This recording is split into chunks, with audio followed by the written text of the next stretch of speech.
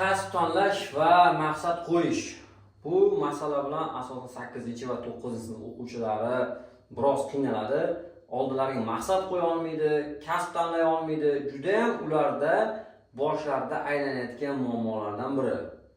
Meni 9-sinf bitiruvchilar bo'lganligi uchun ularga maslahat sifatida ushbu videoni chiqarishga qaror qildim. Demak, kasb tanlash va maqsad qo'yish haqida gaplashamiz. Demak, avvalo odamzod va hayvonot olamiga bir nazar tashlaymiz. Inson bilan hayvonlarning farqini ajratib olamiz. Demak, odamzod bor ekan, u ham ikkiga bo'linadi. Qul odamlar bor, qullar bor. Endi hozirgi kunda bormi, yo'qmi bilmadim. Endi qullar haqida gaplashamiz va mustaqil, ya'ni biz mustaqil insonlar haqida gaplashamiz. O'zbekiston Respublikasida yashovchi har bir fuqaro mustaqil inson. Mustaqil inson va qullar haqida va hayvonlar haqida. Demak, avval shularni maqolamiz ajratib olamiz. Demak, qul odam iste'mol qiladi, ya'ni ovqatlanadi. Oilasi ham bo'ladi ularning. Chunki agar qullar davrida nima oilasi bo'lmasa, ular qirilib ketadi-da. Ular oilangan bo'ladi, oila quradi, zurriyot qoldiradi va oxiri vafot etib ketadi. Endi mustaqil inson esa iste'mol qiladi, ya'ni ovqatlanadi, oila quradi, zurriyot qoldiradi. Lekin mana bu quldan farqi, uning uy joyi, mol mulki bo'ladi hamda uning maqsadi bo'ladi. Ya'ni mol mulki va maqsadi bilan quldan farq qiladi. Endi hayvonlar ko'rishadi. U iste'mol qiladi, u ham oziqlanadi, jufti bo'ladi ularni, nasl qoldiradi. Hatto uyi ham bo'ladi. Qushlar uy soladi, to'g'rimi? Misol uchun. Va bir kun kelib ular ham vafot etadi. Qaranglar, qul bilan mana buni solishtiringlar-da. Hayvonot olamini. Uyi bor. Bunga nisbatan mustaqil. Bu qul. Endi quldan farqli o'laroq odamning nima farqi bor? Hayvon, agar inson qul bo'lsa, hayvondan past darajaga tushib qoladi. Insonning nimasi hayvondan farqli o'laroq olib chiqyapti? Maqsadi. Ya'ni inson maqsadi bo'lishi kerak. Inson maqsadi bilan inson. Maqsadsiz bu inson emas, bu hayvon yoki bir qul bo'lib qoladi. Hayvon sifat odam yoki qul sifat insonga aylanadi. Ya'ni har bir insonning maqsadi bo'lishi kerak. Ana shunda u haqiqiy insonga, haqiqiy mustaqil fikrlaydigan, haqiqiy O'zbekiston fuqarosi bo'ladi. Inson bo'lishi. Endi maqsadlar har xil bo'lishi mumkin. Misol uchun moddiy maqsadlar, qanchadir puli bor, yana qanchadirga ko'paytirmoqchi. Yoki sog'lig'ida maqsadlar bo'lishi mumkin. Maqsadlar turli xil. Misol uchun, nechidir kilo semiz, 5-6 kilo semiz, 5-6 kilo vazn tashisa, normal holatga keladi. Sog'lig'ida maqsadlar, oilasidagi maqsadlar bo'lishi mumkin yoki kim bilandir oilasida kim bilandir munosabatlar yaxshi bo'lsa, ana shu munosabatlarni tiklash maqsadi. Yoki oilada yana oilani kengaytirish, turmush qurish yoki kimni turmushga berish. Ya'ni inson albatta maqsadi bo'ladi-da. U har xil maqsadlar, biznesdagi maqsadlar bo'lishi mumkin va hokazo. Maqsadlar ko'p.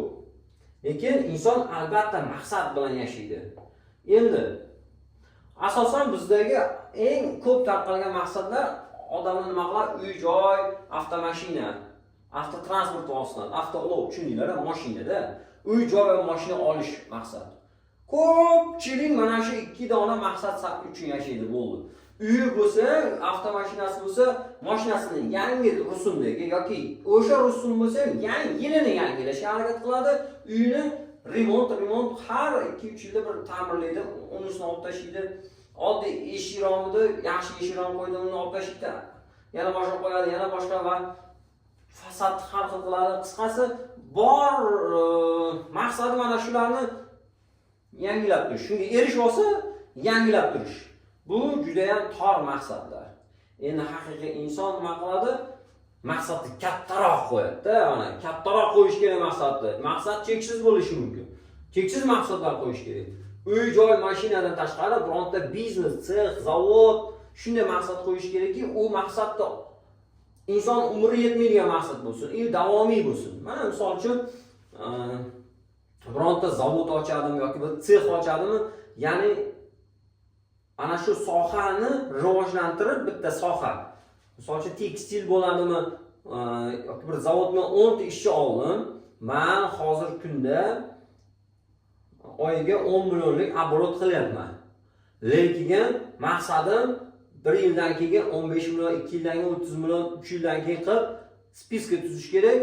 U maqsadni orqasidan, uning maqsadining orqasidan atrofidagi ko'pchilik unga qo'shilib, ana shu oliy maqsad sari, ya'ni katta bir korporatsiyagacha bo'lgan maqsad qo'yib olib harakat qilish kerak. Endi uning umri qancha? 50 yildir, 70 yildir. U vafot etib ketgandan keyin ham uni atrofidagilar bir ana shu maqsad sari harakat qilaveradi. Ya'ni maqsadni oxiri bo'lish kerak emas-da. Shunda insonning motivatsiya yo'qolib qolmaydi. Har doim harakat bo'ladi, o'sish bo'ladi, rivojlanish bo'ladi. Misol uchun Apple kompaniyasini rahbari vafot etib ketgan, lekin hozirgi kunda nima iPhone telefonlarini ishlab chiqishni boshlaydi. Haligacha ishlab chiqadi yoki Microsoft. Haligacha nima qiladi? U davom etaveradi. Misol uchun BMW mashinasi bir asrdan oshdi. Uni o'ylab topgan odamlar yoki Mercedes uni o'ylab topgan, uni asos solgan odamlar o'lib ketdi bo'ldi. Lekin u firma, kompaniyalar nima qiladi? Haligacha yashayapti. Ya'ni maqsad katta qo'yilgan, cheksiz qo'yilgan, oliy maqsad qo'yilgan. Buni dunyoga olib chiqish qo'yilgan. Ya'ni maqsadni juda katta qo'yish kerak. Shunda u cheksizlikka intilaveradi. Harakat qilishga mana bu mayda maqsadlar insonni rivojlantirmaydi, davlatni rivojlantirmaydi. U o'zidan boshqa hech kimga foydasi tegmaydi. Nari borsa oilasiga foydasi tegadi, bo'lmadi bu narsalar. Katta maqsad qo'yish, BMW, Mercedes, iPhone kabi, Microsoft firmalari kabi katta maqsad qo'yish yuzlab, minglab odamlarga foydasi tegadi. Misol uchun BMW mashinasi yer yuzining barcha davlatlarida topiladi. Bir paytlar Bavariya, Germaniya Bavariya zavodida o'ylamagan, lekin ular harakat qilgan, uni o'ylab topgan odamlar allaqachon o'lib ketib bo'lgan. Lekin uning maqsadi orqasida boshqa insonlarga ana shu maqsadni ro'yobga chiqarish uchun nima qiladi? Harakat qilyapti. Hozirgi kungacha dunyoda eng qimmat va eng zo'r mashinalar bu BMW avtomashinasi hisoblanadi.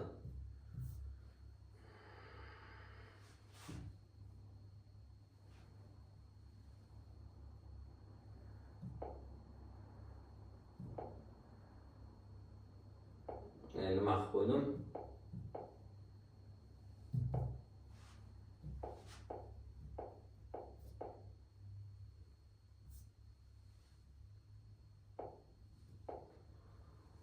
Boshqatdan kiramiz, endi nima qilamiz?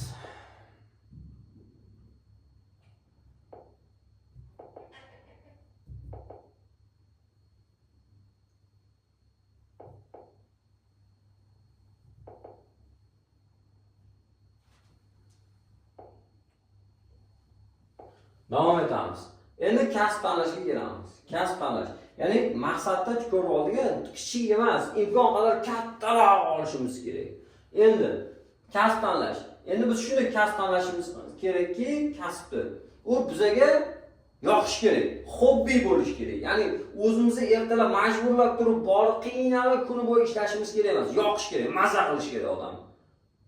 Hobbi, xuddi o'zini qiziqqan bir mashg'uloti, xuddi bir o'yindek tuyulsin-da unga. Shunday bir qiynalchiliklarsiz maza qilish kerak. Inson tanasi, ruhiyati dam maza qiladigan bo'lishi kerak, og'ir tuyulish kerak emas. Hobbi deb bo'lishi kerak. Keyingisi, kasb sizni xarakter va sog'lig'ingiz to'g'ri kelishi, ya'ni xarakteriga to'g'ri kelishi. Hozirgi kunda nima aytishlikga ko'payib ketadi. O'zicha aytishlik bo'ladi. Siz aytishlik 1000 dollar pul topargansiz, bo'lma aytishlik bo'laman deydi. Misol uchun mendan hech qachon aytishlik chiqmaydi. Sababi men bir joyda o'tira olmayman. Bir joyda o'tira olmayman. Energiya tishlayman, energiyam men bir joyda o'tkazmaydi. Xortum bor, turib ketaman, yuraman, uxlaman, uxlaman. Energiyali odamlar bo'lmaydi. Unga sokinroq, xarakteri bosiqroq odamlar bo'lsa, chunki soatlar 8 soat, 10 soatlab kerak bo'lsa, kompyuterni qarshisida o'tirish kerak. Men unaqa ishlay olmayman. Har qancha pul bermaydi, men ishlay olmayman. Men o'tira olmayman soatlab bir joyda. Undan ko'ra kuni bo'yi piton qilganim men uchun osonroq. Ya'ni xarakterga to'g'ri kelish kerak va sog'lig'ingizga to'g'ri kelish kerak. Sog'liqqa to'g'ri kelish kerak. Misol uchun aytishlik bo'laman deydi, misol uchun ko'ziga to'g'ri kelmasligi mumkin. Yo bo'lmasa sportsmen bo'laman deydi, misol uchun sog'lig'i to'g'ri davlat bo'lishi mumkin, u odam sportsmen bo'la olmaydi. Yoki qurilish sohasida ishlayman deydi-da, sog'lig'ida muammosi bor. Ya'ni sog'lig'iga va xarakteriga mos kasb tanlash kerak odam. Ya'ni unga to'g'ri keladigan kasb tanlash kerak. Noto'g'ri tanlash kerak emas-da. Chunki hayotda inson kasbni o'zi tanlash kerak. Chunki inson o'zini o'zi yaxshi biladi-da. Kimlardir aytgan narsaga yugurib ketavish kerak emas. Inson o'zi tanlash kerak. Keyingisi eng zo'r bo'lishiga ishonish. Ya'ni bir kasbni yoqtirdimi, hobbi bo'lyaptimi, eng zo'ri bo'lishiga ishonish kerak va o'sha g'oya orqali yashash kerak. Eng zo'ri bo'lishga harakat qilish kerak. Har doim musulmon odam hech qachon 2-chi, 3-chisiga ko'nmaydi. Nomer 1 bo'lishi kerak. Shunda u jamiyatga ham, o'ziga ham, hammaga bir yaxshilik qilgan bo'ladi. Keyingisi xalqqa manfaatli bo'lish kerak. Ya'ni bu xil hozir blogerlar ko'payib ketdi-ku. Misol uchun yaxshi blogerlar bor, ta'lim o'quv markazlari bor. Men o'zim kuzatib boraman, misol uchun institutlar bor, blogerlar bor. Umidjon Eshmuhammedov degani bor, misol uchun ilm haqida podkastlar borishadi. Ana shunaqangi mana manfaatli, xalq uchun manfaatli ilm chiqaradigan insonlar bor. Ana shular misol uchun bloger. Ular ham blogerda bunday faoliyati aslida blogerlik emas, maqsadi ilm tarqatish ularni.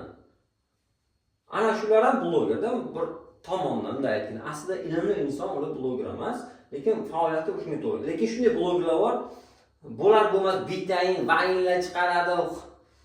Beldan pas hazil huzurlar qiladi. Ular betayinlar. Ana shunaqangi xalqqa bir betayin, misol uchun million dizayn mana bir betayinlar, oilaviy ko'rib bo'lmaydigan bir xalqni bir betayinlikka chorlaydigan, betayin qiliqlar qiladiganlar, ya'ni xalqqa manfaatiga zid bo'lgan, ahmoqlikka tortadigan ish qilish kerak emas-da, bir kasb tanlash kerak. Ertaga farzandik mana shu meni otam deb faxrlana oladigan, onam deb faxrlanadigan, mahalla ko'y do'st birodar mana shu mahalladoshim deb faxrlana oladigan va qiyomat kuni Allohning huzurida yuz yorib bo'lib boradigan bir kasb tanlash kerak-da. Xalqqa manfaatli bo'lish kerak, davlatga, xalqqa manfaatli bo'lish kerak. Keyingisi shunday bo'lish kerakki, inson o'sha kasbda ustoz darajasiga chiqib, eng yaxshi shogird bo'lish kerak.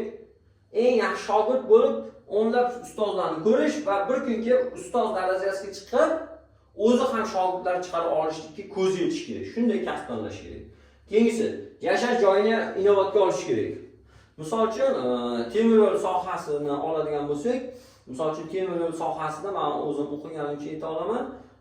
Misol uchun uyi bir joyda temir yo'lga borib o'qiyotdi, diplom olib kelyapti. U ishlaygan joy uydan 50 km, 70 km naryoqda. 50-70 km. U yo uyini sotib o'sha yoqqa ko'chib ketish kerak. Qatnashish esa yoki mashina sotib olish kerak. Shunda ham hozirgi kunda hamma yoq probka, vaqt degan narsa bor-da. Kuniga 3 soatlab 50 km masofaga borib kelish uchun kuniga 3 soat vaqt yo'qotadi, o'zining shaxsiy mashinasi bo'lsa ham. Yoki oylik ishlaydigan odam yo'l oyligini yarmi yo'l kiraga obetiga ishlatib boradi. Shuning uchun yashash joyi, lokatsiyaga ham ahamiyat berish kerak albatta. Keyingisi, yo'q bo'lib ketmaydi. Yaqin 10-15 yillik yo'q bo'lib ketmaydigan kasblarni tanlash kerak-da. Misol uchun bu xillar yaqin-yaqinda paynetchi degan kasblar bormi-da, paynetda ishlaydigan yo'l bo'lib ketyapti. Mana yaqinda nima kasrlar kamayib ketyapti. Xo'sh, mana metrolarda kasrlar bo'ladi, ular ham qisqarib ketyapti. Nima kichkina kartami? Avtobusda kasrlar bo'ladi, avtobusda kasrlar yo'q. Chiqimdek urib plastik kartani shunday urib o'tib ketish mumkin. Bez konduktor ishlayapti. Kasr bo'lgan konduktor. Bez konduktor. Shuning uchun yaqin 10-15 yilda yo'q bo'lib ketmagan bir tayinli kasb tanlash kerak. Xo'sh, keyingisi. Endi o'quvchilar qaysi kasb egasi bo'lsamikin deyman. Men bitta savol beradi-da, qaysi kasb ko'p pul keltiradi? Yo'q, sen qaysi kasbni zo'r olib chiqa olasan, eng zo'ri bo'la olasan. Ana shu eng zo'ri bo'la oldingmi, ana shu eng zo'ri bo'lsa, qaysidir sohani, ana shu senga zo'r pul keltiradi. Endi yozib olish kerak, bitta qog'oz olib, ketdi. Kallaga kelgan kasblarni yozib chiqish kerak. Mana shifokor, mashinist, o'quvchi, o'qituvchi, uchuvchi, quruvchi, ichki ishlar xodimi, blog hammasini yozib chiqib, har bittasiga odam o'zini qo'yib ko'rish kerak. Qani men shunaqa xodim bo'la olamanmi? Qaysidir bitta ikkita kasb yoqdimi, o'sha insonlarning oldiga borib suhbatlashib ko'rish kerak. Qani nima baland pasti nima, yaxshi yomon tomoni nima, odam tahlil qilish kerak, sintez analiz qilish kerak. Keyin bitta kasbni ushlab turib, keyin uni ortidan tushsa bo'ladi. Avvalo yozish kerak-da, yozsa ko'rinadi, yozish kerak. Oq qog'oz olib yozish kerak. Keyin ko'rinadi, qaysi kasbni tanlashlik. Yozish kerak. Keyin tanlanadi. Keyin u bo'lish uchun nima qilish kerak? Qayerda o'qish kerak? Qani institutda o'qish kerak yoki texnikum bitirsa bo'ladimi? Keyin yo'l ko'rinadi-da. Qayerga borishingizni bilsangiz, keyin nima qilasiz? Yo'lini topa olasiz-da. Endi keyingisi maqsad aniq erishib bo'ladigan va muddatli bo'ladi. Maqsad aniq bo'ladi. Birinchisi sharti, ikkinchisi erishib bo'ladigan bo'lish kerak, uchinchi sharti muddatli bo'lish kerak. Aniq bo'lish kerak. Misol uchun men maqsad qo'ysam, 10 yildan keyin fazo kemasida Yupiterga uchaman. Borib o'sha yerda uchastka olib yashayman desam, bu aniq emas, bunaqa narsa bo'lishi. Erishim ham bo'lmaydi, buni muddati ham yo'qda, buni men qila olmayman bu muddatda. Hech qanday inson ya'ni mantiqqa to'g'ri keladigan bo'lish kerak-da. Ya'ni inson o'z imkoniyatlaridan kelib chiqib maqsad qo'yish kerak-da. Sekin-sekin albatta maqsadidan vaqt soat kelganda kichik maqsadga erishgandan keyin kattaroq maqsad qo'yib ketaveradi. Men aytmoqchi emasman, bitta maqsad qo'ying bo'ldi, butun umringizni ana shunga tiking. Yo'q. Kichik maqsadlar erishilgandan keyin yana kattaroq maqsad qo'yiladi. Imkoniyatdan kelib chiqib yana kattaroq maqsadlar qo'yib borilaveradi. Uchun mantiqqa yaqinroq, imkoniyatlarimizga yaqinroq bo'lgan maqsad qo'yish kerak-da. Haqiqatga yaqin. Erish qiyin, lekin erishsa bo'ladi. Ozgina qiynalsa erishsa bo'ladigan maqsad qo'yish kerak. Endi maqsad qo'yilgandan keyin insonda birinchi navbatda kerak bo'ladigan narsa bu mas'uliyat. Butun mas'uliyat ana shu maqsadga erishishning mas'uliyatini inson o'ziga olishlik kerak. Men o'zim javobgarman. Shu maqsadga erishishga men javobgarman. Maqsadga erisha olmadimmi, o'zim aybdorman deb maqsad qo'yib olish kerak. Shunda inson harakat, ya'ni o'zini qo'l tutish kerak, intizom bo'lish kerak. Har kuni erta 6 da turish kerak, tamom. Har kuni kechqurun 10 da uxlash kerak, tamom. Ya'ni reja asosida harakat qilish kerak, intizomli bo'lish kerak. Keyin nolimaslik kerak, shukr qilish kerak. Ya'ni maqsadga erishayotganda baland-past hayot yo'llarida yurar ekanmiz, gohida unday, gohida bunday, gohida ishimni orqaga tortsa nolish kerak. Allohga beadad shukr. Bundan da yomon bo'lishi mumkin edi. Men harakat qilay, yanada yaxshiroq, endi yaxshi bo'ladi. Bu men hayotimda uchragan mana bu mudhish hodisalar men uchun saboq bo'ldi deb faqat shukr qilib oldinga harakat qilishlik kerak. To'rtinchi narsa, energiyani tejash kerak. Ya'ni negativlar, bo'lar bo'lmas narsalar ko'p. Odamlar bilan, ahmoq odamlar gaplashib, odamlar nima qiladi? Bitta odam sekin mana 10 ta odam yashasa jamiyatda, bitta odam sekin o'sishni boshlasa, qolganlar, "Ey, naqa qilma, biz bilan birga bo'l, sen rivojlanib ketma." Ya'ni sizni rivojlanishingizni istamaydi. Shuning uchun hech kim quloq solish kerak emas, negativga quloq solish kerak. To'g'ri olg'a. Va telefonni kamroq qo'llash kerak, chunki hozirgi kunda eng ko'p vaqtimiz olayotgan narsa Telegram, Instagram, Facebook va hokazo kim nimaga kirsa-da, ijtimoiy tarmoqlar. Vaqtni tejash kerak, chunki u ham energiya talab qiladi-da. Energiya talab qiladi. Shuning uchun energiyani tejash kerak. Inson bir kunda, misol uchun bir uxlab turganda, misol uchun 100% energiyaga bo'ladigan bo'lsa, o'sha energiyasini faqat maqsadi yo'lida sarflashga harakat qilish kerak, maksimal. Bular bo'lmas narsalarga chalg'imaslik kerak. Keyingisi sirliroq bo'lish. Ya'ni hamma narsani har kunga aytib ketirish kerak. Hammaga hammasini aytib ketirish kerak emas. Imkon qadar sirliroq bo'lish kerak. Har kim bilan o'zingizga do'st tutishingiz kerak emas.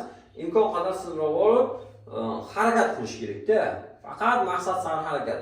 Kimlardan gaplashib bekor vaqt sotgandan foyda yo'q. Undan ko'ra maqsad sari bir qadam bo'lsa ham tashlagan yaxshi. Keyingisi do'stlarni kamaytirish kerak. Mana bu narsa g'alati eshitilayotgandir, Lekin hayotda insonning qalbiga yaqin, joniga do'st bo'ladigan do'st bu sanoqli bo'ladi. Mana shu bitta qo'l ham ko'rmaydi. Bitta qo'ldagi barmoqlar ham ko'rmasligi mumkin. Kimdadir bitta, kimdadir yo'q, kimdadir 2 ta, 3 ta, 4 ta, maksimum 5 ta. Menimcha 10 ta do'sti bor odamni men hali ko'rmaganman. Shuning uchun jonga do'stlar bilan do'st bo'lish kerak. Qolganlar shunchaki tanish bilish.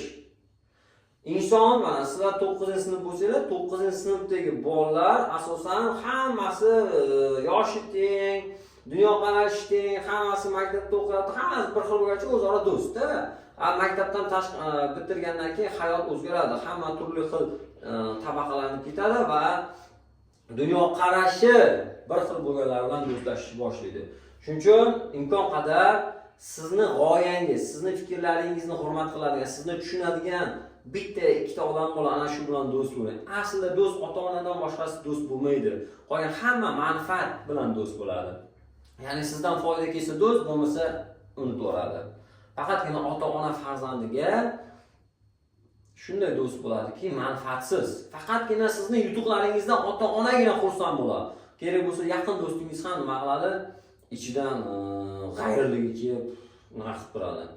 Shuning uchun eng yaqin do'st ota-ona kabi aziz bo'lib ketadi. Shuning uchun do'stlarni kamaytiring deganim, aslida do'stlar nima? Do'stlarning o'zi kam. Atrofdagi tanish bilishlarni kamaytiring. Jonga qadrli do'stlar juda kam o'zi. Sanoqli. Shuning uchun tanishlarni kamaytiring deb yozsam o'zi to'g'riroq bo'lar ekan. Har kim bilan do'st bo'lavermang. Xo'sh, ertaga keyingi hafta degan bahonalar qilish kerak emas. Odam maqsad qo'ydi, maqsadga erishyapti, ertaga qilaman, indinga qilaman. Bilasizlarmi, odamning dushmani kim? Ashaddiy dushmani. Bu o'zi. Meni ashaddiy dushman bu menman. Ertaga qilaman, indinga qilaman, ko'p ishlarni qoldiraveraman. Har bir odamda bor. Chunki men ham banda, siz ham bandada. Shuning uchun nima qilish kerak? Ertaga qilaman, keyingi hafta qilaman deyish kerak. Inson o'zini yenga olsa, hayotdagi barcha muammoni yengadi. Avval o'zini yengish kerak. Ertangi keyingi qilaman, hozir qilish kerak. Hozir qilishga hozir qilish. Shunda harakatda bo'laveradi. Oldinga ketaveradi. Fokusni bir nuqtaga qaratish kerak. Ya'ni maqsadga qaratish kerak. Har doim maqsad. Kerak o'zi o'tirishlarga borish kerak, kerak o'zi to'ylarga borish kerak emas bo'lib qoladi. Ana shu maqsadga erishish uchun. To'ysiz ham o'tar, o'tirish ham o'tar. Endi hammadan voz kechish kerak demoqchi emasman. Me'yorni ishlash kerak-da. Ha deb haftasiga o'rtog'ingiz bilan ko'rishib, o'tib choyxona qilib shart emas. Oyda bir ham ko'rishib tursangiz bo'ldi. Muhimi insoniylik tuyg'ulari. U har kuni borish kerak degan hech qayerda bir yozilgan kitob qoidasi yo'q. Shuning uchun avval fokusga qaratish kerak, bo'sh bo'lgan paytda albatta borish kerak. Odamgarchilikdan chiqib ketish kerak demoqchi emasman. Lekin fokus faqat maqsad tomon qaratilishi kerak. Keyingisi hayot algoritm tuzib olish kerak. Ya'ni 100 yosh, 0 yoshdan 100 yoshgacha. Ya'ni mana misol uchun 9-sinf bola necha yosh bo'ladi? 16 yosh bo'ladi, 16 yashar bola o'zini hayotini, kasbini tanlab, maqsadini qo'yib olish kerak. Bo'ldi, butun hayotini o'shanga tikish kerak. Boshqa narsaga chalg'imay faqat ana shu narsa uchun yashash kerak. Mana misol uchun avtoslesor bo'laman dedimmi? Bo'ldi, u avtoslesor bo'ladi va eng zo'r avtoslesor bo'lgandan keyin shogirdlar oladi, shogirdlar chiqaradi. Misol uchun o'zini tuman yoki shaharda eng zo'ri bo'lish kerak. Bo'ldi, umrining oxirigacha shu kasb bilan ketish kerak. Bo'ldi, boshqa yoqqa sakrash kerak emas.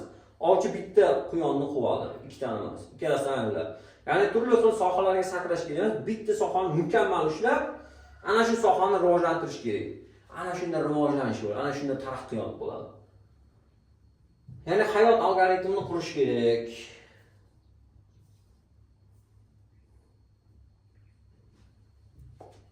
Keyingi slaydimiz hozir o'zingizni qay nuqtada A nuqtangizni topib olishingiz. Hozir siz qayerdasiz?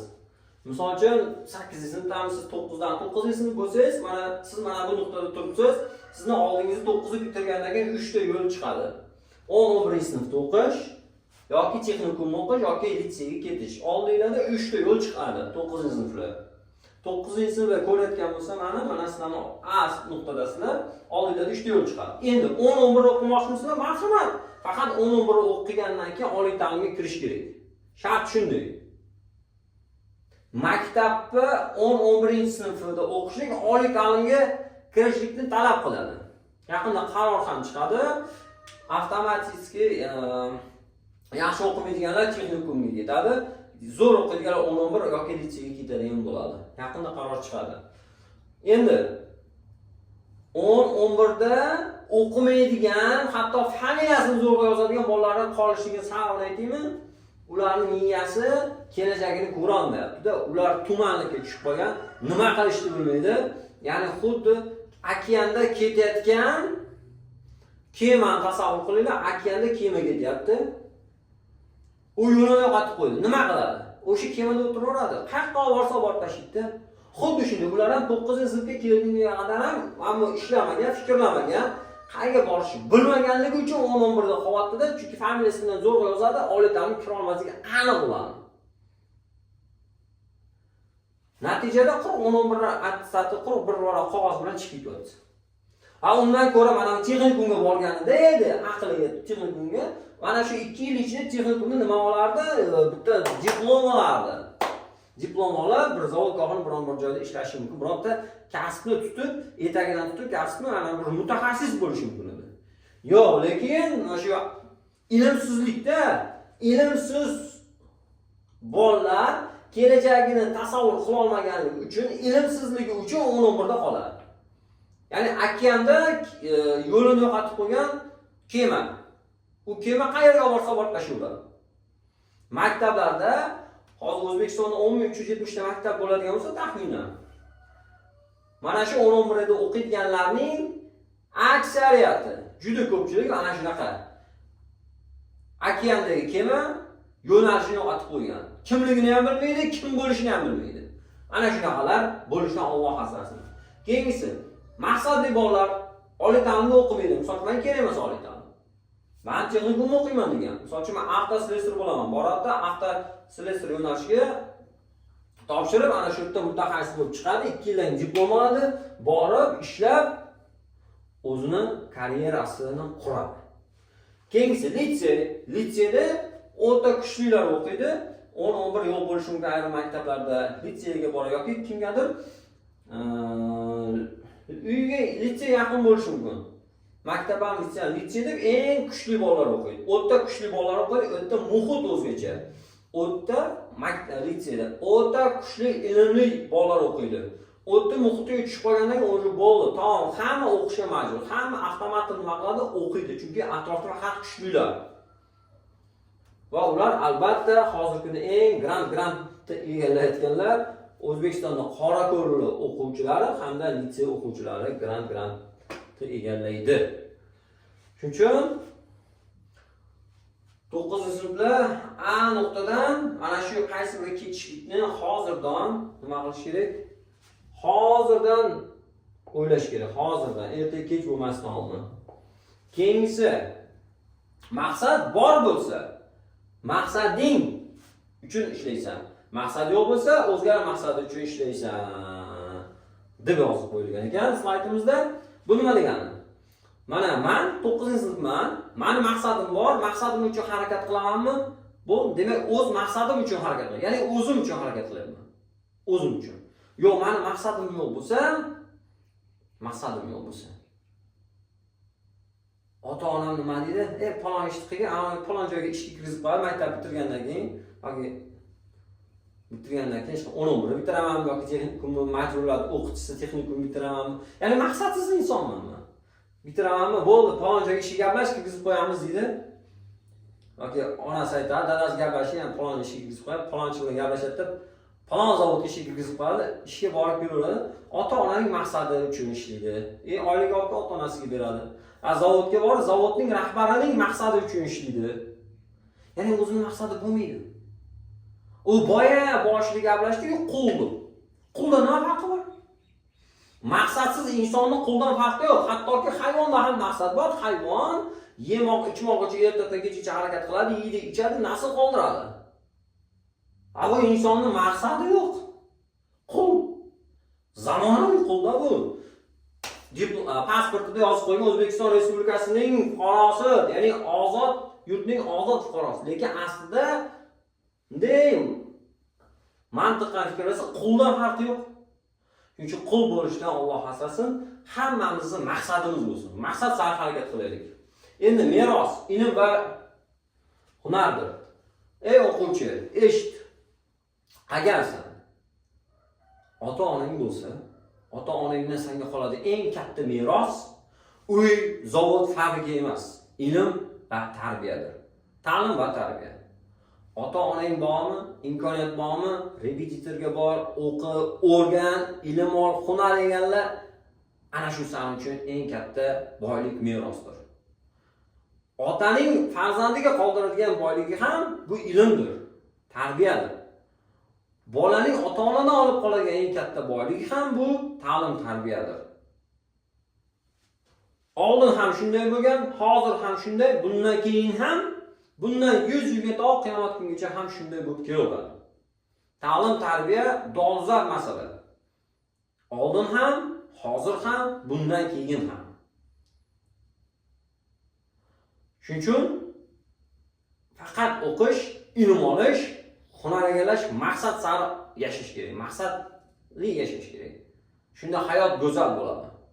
Hayot go'zal bo'ladi. Shunda vatanga, jamiyatga, oilaga, hammaga foydasi tegadigan inson bo'ladi odam. Maqsadi bilan bo'ladi. Ilmi bilan bo'ladi. Odobi bilan aziz bo'ladi. Shuning uchun harakat qilishimiz kerak. Hurmatli o'quvchilar, maqsad qo'yib, maqsad sari faqat olg'a bosishimiz kerak. Naqshbandning tariqati bor, dilbayori dasbakor. Qalbing Allohda, qo'ling har doim mehnatda bo'lsin. Aqliy va jismoniy mehnat qilishlik kerak. Har doim, hamisha. Ilmli inson har joyda azizdir. Shuning uchun harakat qilinglar. Maqsaddan topinglar, o'zligidan topinglar, harakat qilinglar. Yaxshi inson bo'lishga, yaxshi inson bo'lishga harakat qilinglar. Balki eng zo'r mutaxassis bo'la olmassiz, lekin yaxshi inson bo'ling. Jamiyatimizga, vatanga foydasi tegadigan inson bo'ling. Savollar bo'lsa, yozasizlar, qo'ldan kelgancha javob berishga harakat qilaman. Bugungi aytmoqchi bo'lgan gaplarim faqat shulardan iborat edi. Mayli, sog' bo'linglar.